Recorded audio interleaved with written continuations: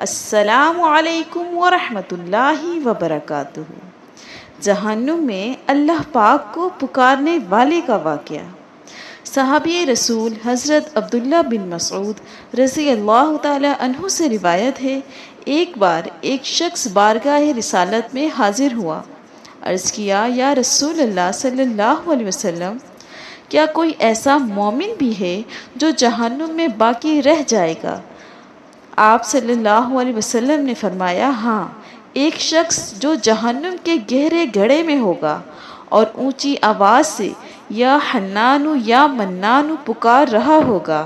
اس کی آواز بلند ہوگی، یہاں تک کہ حضرت جبرائیل علیہ السلام سنیں گے تو تعجب سے کہیں گے، عجیب بات ہے، عجیب بات ہے۔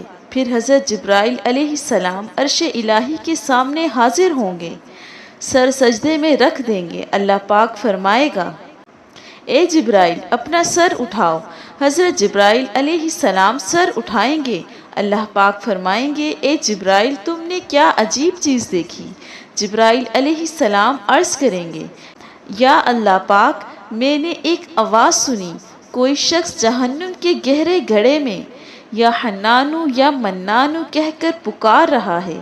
اللہ پاک فرمائیں گے، مالک یعنی دروغہ جہنم کے پاس جاؤ، انہیں کہو وہ بندہ جو یا حنانو یا منانو پکار رہا ہے اسے جہنم سے نکال لاؤ۔ حضرت جبرائیل علیہ السلام جہنم کے دروازے پر تشریف لے جائیں گے، دستک دیں گے، حضرت مالک علیہ السلام باہر آئیں گے۔ حضرت جبرائیل علیہ السلام انہیں اللہ پاک کا حکم سنائیں گے۔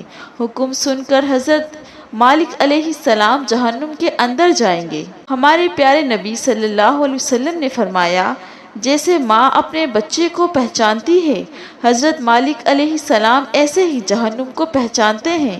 اس کے باوجود آپ اس یا حنان یا منان پکارنے والے شخص کو تلاش نہیں کر پائیں گے، باہر تشریف لائیں گے۔ حضرت جبرائیل علیہ السلام سے عرض کریں گے، اے جبرائیل، جہنم نے گہرا سانس لیا ہے، اس لیے کون سی چیز پتھر ہے، کون سی چیز لوہا ہے اور کون انسان ہے، اس کی پہچان نہیں ہو رہی۔ حضرت جبرائیل علیہ السلام دوبارہ عرش الہی کے سامنے حاضر ہوں گے، سر سجدے میں رکھ دیں گے۔ اللہ پاک ارشاد فرمائے گا، اے جبرائیل سر اٹھاؤ، تم یا حنان یا منان پکارنے والے کو کیوں نہیں لائے؟ حضرت جبرائیل علیہ السلام عرض کریں گے، یا اللہ، دروغہ جہنم حضرت مالک علیہ السلام نے معذرت کر لی ہے۔ وہ کہتے ہیں، جہنم نے سانس لیا ہے، اس کی وجہ سے پتھر، لوہے اور انسانوں کے درمیان کوئی فرق نہیں بچا ہے، کسی چیز کی پہچان نہیں ہو پا رہی۔ اللہ پاک فرمائے گا، اے جبرائیل، مالک سے کہو میرا بندہ جہنم کے فلاں گڑھے میں فلاں کونے میں اس طرح پڑا ہے۔ حضرت جبرائیل علیہ السلام دوبارہ جہنم کے دروازے پر جائیں گے، حضرت مالک علیہ السلام کو یا حنان یا منان پکارنے والے کا پتہ بتائیں گے۔ حضرت مالک علیہ السلام جہنم کے اندر جائیں گے تو دیکھیں گے ایک شخص ہے، اس کے پاؤں اس کی پیشانی کے ساتھ اور ہاتھ گردن کے ساتھ بندھے ہوئے ہیں اور جہنم کے سانپ بچھو اس کے ساتھ لپٹے ہوئے ہیں۔ حضرت مالک علیہ السلام اس کی زنجیریں توڑ دیں گے اور جہنم سے نکال کر حضرت جبرائیل علیہ السلام کے حوالے کر دیں گے۔ حضرت جبرائیل علیہ السلام اسے لے کر عرش الہی کے سامنے حاضر ہوں گے اور سر سجدے میں رکھ دیں گے۔ اللہ پاک فرمائے گا، اے جبرائیل سر اٹھاؤ۔ جبرائیل علیہ السلام سر اٹھائیں گے۔